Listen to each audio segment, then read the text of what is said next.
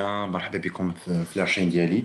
Alors que, comme je viens de vous expliquer dans la vidéo précédente, je suis comme le cadre de référence pour l'accès aux facultés de médecine, de pharmacie, médecine dentaire. J'ai vu avec vous le cadre référentiel pour les étudiants Limazel Mechafouch. Donc, accédez à la vidéo précédente, d'accord, où vous allez voir le cadre de référence avec une explication détaillée. Donc, on va commencer à la barakatillah, la première partie de préparation. Il y a les notions de l'information génétique, le mécanisme d'expression de cette information et le génie génétique.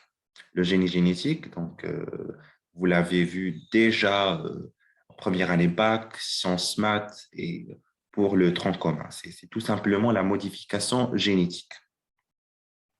Alors, commençons par la première partie. Donc, ici, je mets comme les notions les plus importantes, d'accord, qui sont généralement chaque année, le concours. Alors, on va commencer par les notions de base de l'information génétique. Alors, vous savez toujours, déjà que chez l'espèce, généralement, ils partagent des caractères propres et des caractères communs entre eux. D'accord? C'est le caractère héréditaire. Un caractère héréditaire, il est commun, d'accord, entre des espèces. Par exemple, il voilà, donc un couple de l'espèce, par exemple, un chien. D'accord? Prenons par exemple un berger allemand. D'accord? Il y a l'espèce d'un berger allemand. D'ailleurs, un croisement, la descendance, ils ont les mêmes caractères héréditaires. D'accord? Presque, qu'est-ce qu'on a de la même forme des oreilles, presque la même taille, c'est-à-dire la couleur ou la texture, la couleur des yeux, qui ont des caractères spécifiques pour avec l'espèce. Donc, impossible, tu fais deux espèces qui ont des caractères héréditaires, les amoromacanes. Donc, ça, c'est pas normal. Ça n'existe pas. Donc, le caractère héréditaire est spécifique pour l'espèce. Donc, à le donc, prenons par exemple exemple d'un caractère héréditaire ou bien un phénotype. On réalise une analyse de sang, d'accord, de chacun des membres de famille en se focalisant sur deux caractères. Donc, maintenant, il y a deux caractères, le type sanguin et le facteur rhésus. Le type sanguin, Arfin, il y a le groupe sanguin A, B, AB et O. Et pour les rhésus, le rhésus, où est le caractère qui détermine est-ce que c'est rhésus négatif ou bien rhésus positif? Par exemple, le type sanguin A, d'accord, avec un rhésus négatif, c'est A négatif. Le type sanguin O avec rhésus positif, c'est le groupe sanguin O positif. D'accord? Donc, euh, le caractère héréditaire est gouverné par une information génétique. Donc, toujours le caractère héréditaire est gouverné par l'information génétique. L'information génétique, il y a le caractère héréditaire. L'information génétique, il est localisé l'ADN, d'accord? L'acide désoxyribonucléique au niveau de l'ADN. L'ADN est localisé dans le noyau, d'accord? Chez les organismes unicellulaires et pluricellulaires, d'accord? Je sais très bien que des notions les raffinons, mais là, je focalise généralement sur les notions les plus importantes ou les kénines, le cas de référence.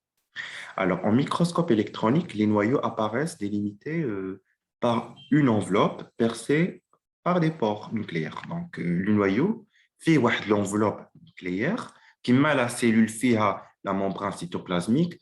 Lorsque la cellule en trouve le noyau, dès que le noyau fait l'enveloppe, oui, c'est une enveloppe nucléaire percée par des pores nucléaires. On est d'accord. Au sein du noyau, on trouve le nucléoplasme. C'est quoi le nucléoplasme? Vous connaissez déjà c'est quoi un cytoplasme. Le cytoplasme, juste pour voir ça avec vous, cytoplasme, donc, c'est un liquide translucide. D'accord? généralement translucide, transparent, riche en protéines, glucides, acides aminés et machin, d'accord, qui compte la cellule, d'accord. Le cytoplasme, il est à l'extérieur du noyau. Alors, au sein du noyau, on trouve le nucléoplasme. Généralement, il a la même composante chimique que le cytoplasme, a des différences.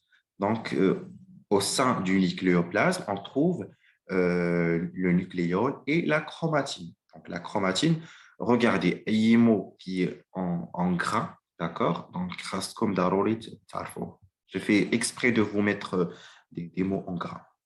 Alors, donc, l'ADN ou l'information génétique, en dehors des périodes de division, c'est-à-dire en dehors du cycle cellulaire, il y a des chevaux après, en dehors de l'interface, c'est entre parenthèses, elle prend la forme de la chromatine, d'accord? L'ADN en dehors du cycle cellulaire ou la division, elle prend la forme de la chromatine.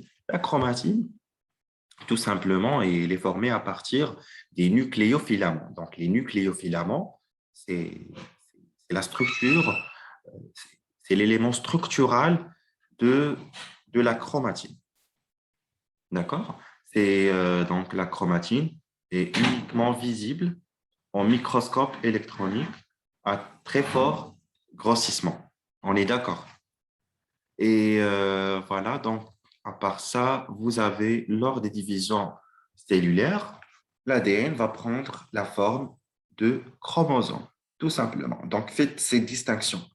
Donc lors des divisions cellulaires, l'ADN prend la forme des chromosomes. Donc le chromosome, Arafio déjà, vous avez déjà entendu, il y a de la forme, d'accord? Généralement, quand il y a de la liaison, on le voit au cours des divisions cellulaires à partir de chromosomes qu'un eukaryotype, d'accord?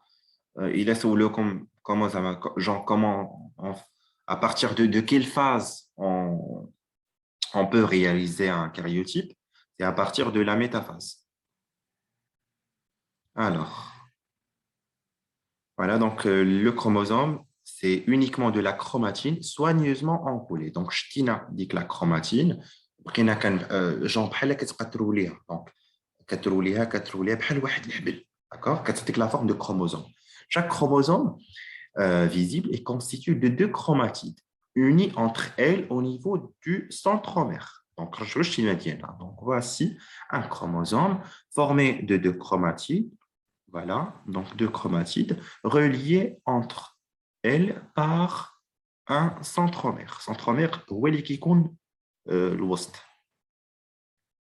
Alors, jusqu'à maintenant, on est d'accord.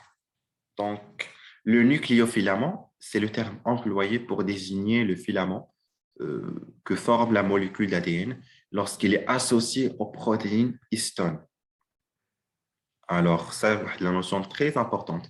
L'ADN, l'ADN, il y a de la structure, d'accord? Donc, ici, c'est un filament d'ADN.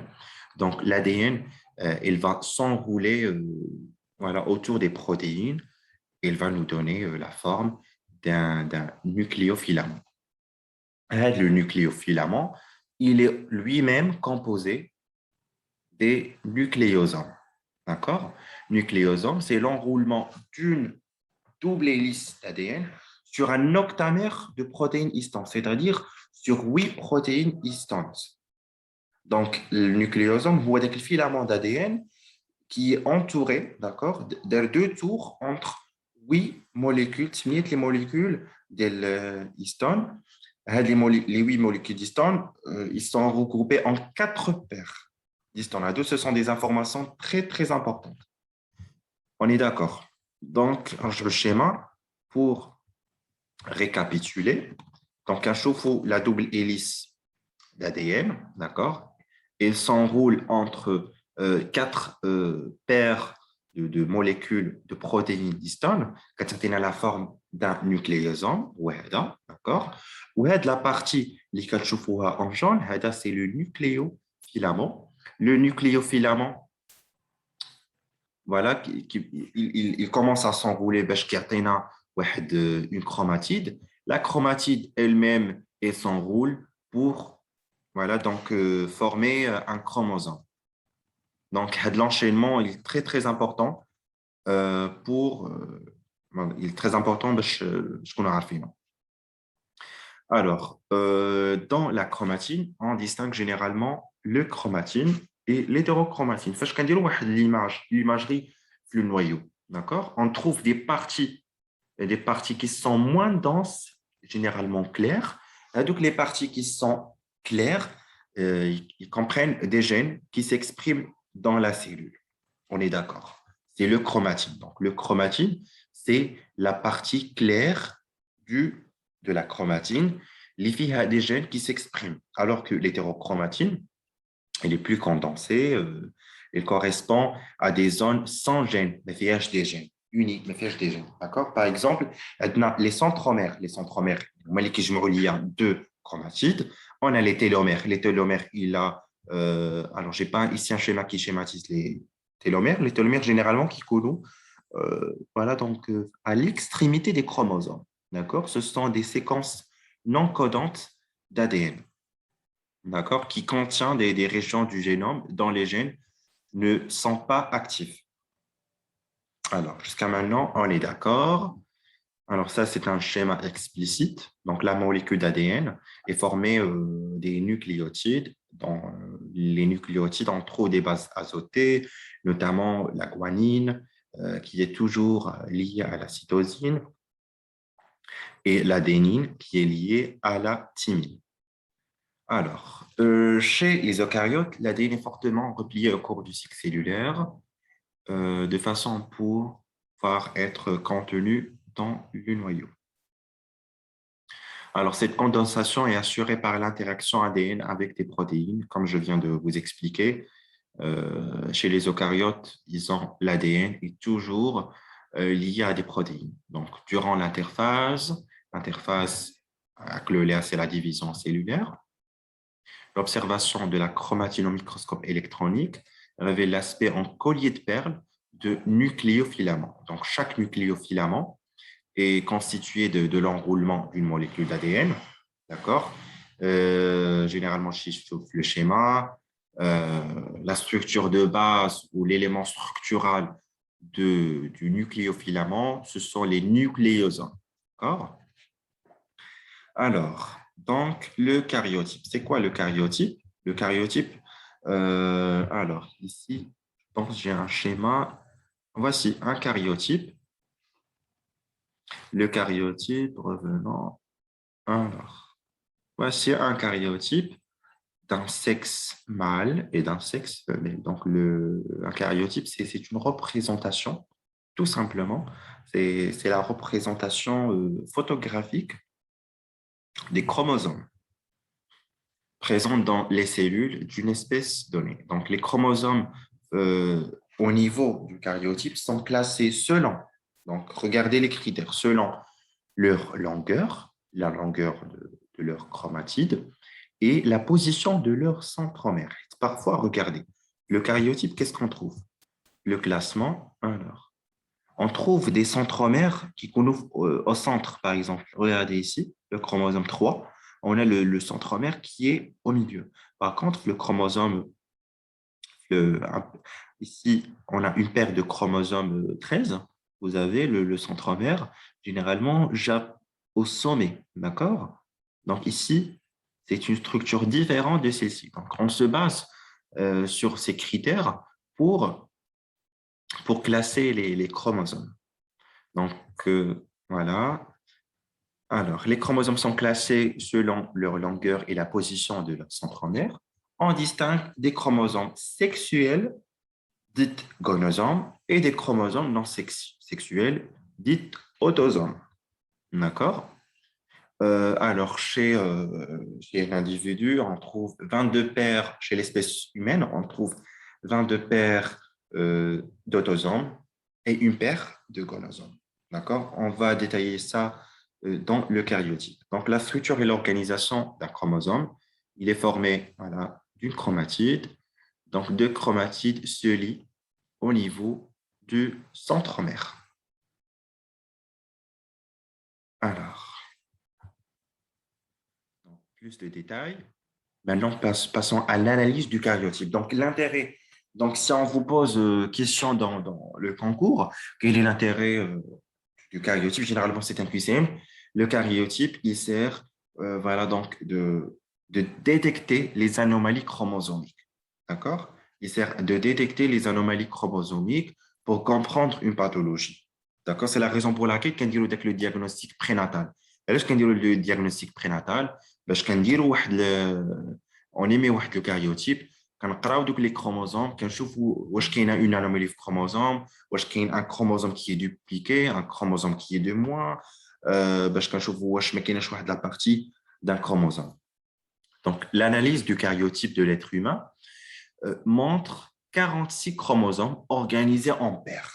D'accord? 46 chromosomes organisés en paires, c'est-à-dire 23 paires de chromosomes. Faites les 23 paires de chromosomes, on trouve 22 paires d'autosomes, une paire de gonosomes. Donc, chaque paire de chromosomes homologues, c'est quoi un chromosome homologue?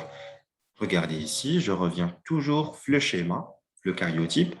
Alors, ici, c'est un chromosome, ici, c'est un chromosome. Donc, les deux, c'est une paire de chromosomes homologues, c'est-à-dire il est homologue, donc ils sont kitchabou. On est d'accord.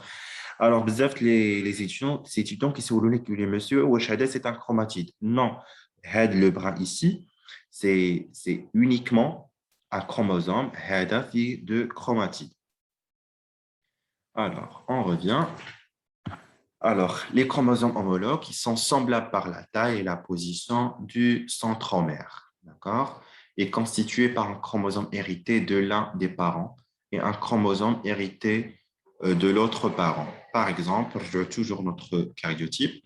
Donc, par exemple, pour notre exemple, ici, on a une paire de chromosomes 7, d'accord? Et le chromosome, il est hérité de la mère, ou il est hérité du père. D'accord? Alors, les cellules comprennent donc 2N chromosomes. Il y de N, alors 2N, la formule chromosomique. Donc, elle dit c'est la formule chromosomique. Et là, je peux le 2N égale à 46. N, c'est-à-dire étant le nombre de paires de chromosomes. Et je peux dire 2. Deux, généralement, les chromosomes sont regroupés en paires, qu'on dit le 2.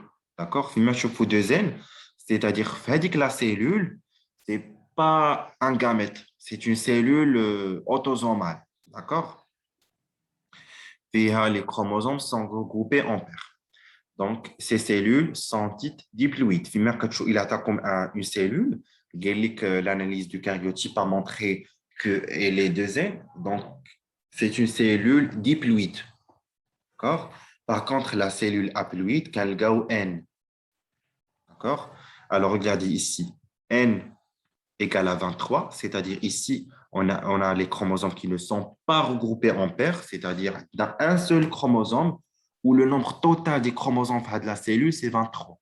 D'accord? Généralement, N égale à 23, on les trouve dans les gamètes, dans les ovules, les spermatozoïdes. Alors ici, 2N égale à 46. On est toujours chez l'homme d'ailleurs. D'accord? 2N égale à 46. 46 étant le nombre total des chromosomes dans la cellule. 2N, c'est juste pour vous dire que les chromosomes sont regroupés en paires. La 23e paire appelée chromosome sexuel ou gonosome est différente chez l'homme. Chez l'homme, alors on trouve chromosome X et Y, et chez la femme, les chromosomes X, d'accord? Donc, je le karyotype maintenant. Alors ici, c'est un chromosome d'une femme. On trouve voilà, donc une paire de chromosomes X. Alors chez l'homme, on trouve donc X, Y.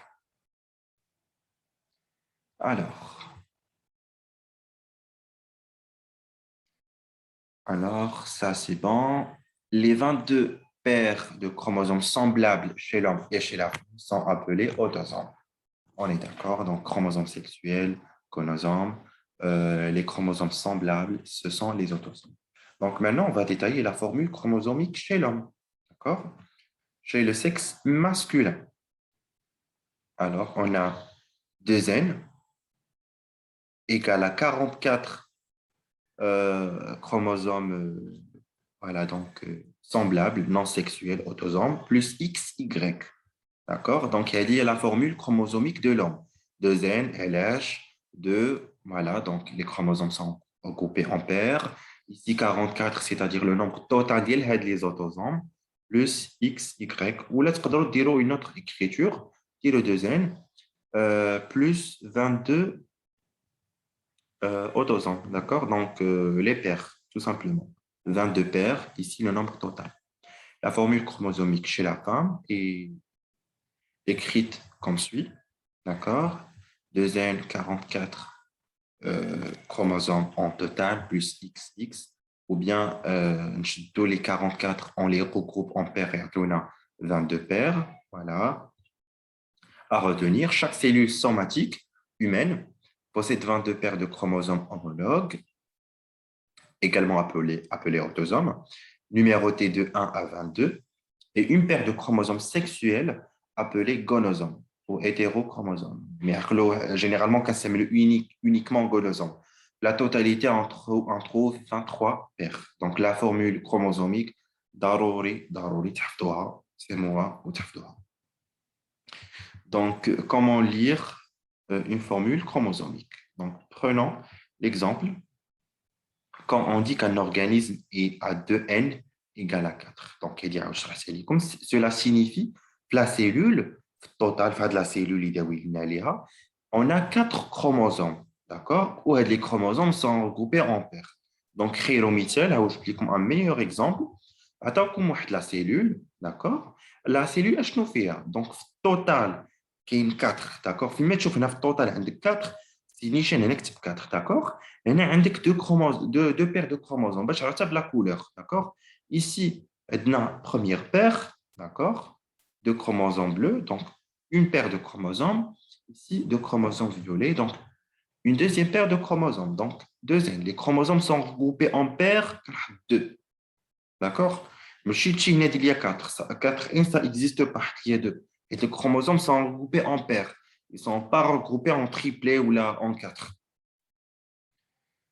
Alors, ici, c'est juste pour voir avec vous donc, la formule chromosomique humaine indique que les chromosomes sont regroupés en paires, n étant le nombre de paires de chromosomes, 46, c'est le nombre total de chromosomes dans la cellule. Voilà l'analyse du karyotype. C'est une analyse photographique, d'accord, des chromosomes. Donc, comment on obtient un karyotype? Voilà, on regarde la cellule, on applique la molécule chimique, c'est la colchicine. La colchicine, elle va bloquer les chromosomes en métaphase. La métaphase, les chromosomes, mais elles sont liés, donc ils ne sont pas encore séparés. Voilà. Et après ça, une fois on applique la colchicine, les chromosomes sont bloqués dans la métaphase. On réalise de la photographie, voilà, et on va couper les chromosomes, d'accord, qui sont au début, et après on les classe en fonction de leur taille et en fonction de la position de leur centromère. Alors voilà, donc je vous vois dans une autre vidéo, Inch'Allah. Donc, prenez note, d'accord? Si vous avez des questions, خليوها en commentaire. N'hésitez pas à me contacter. Et voilà, je vous souhaite du courage et à la prochaine.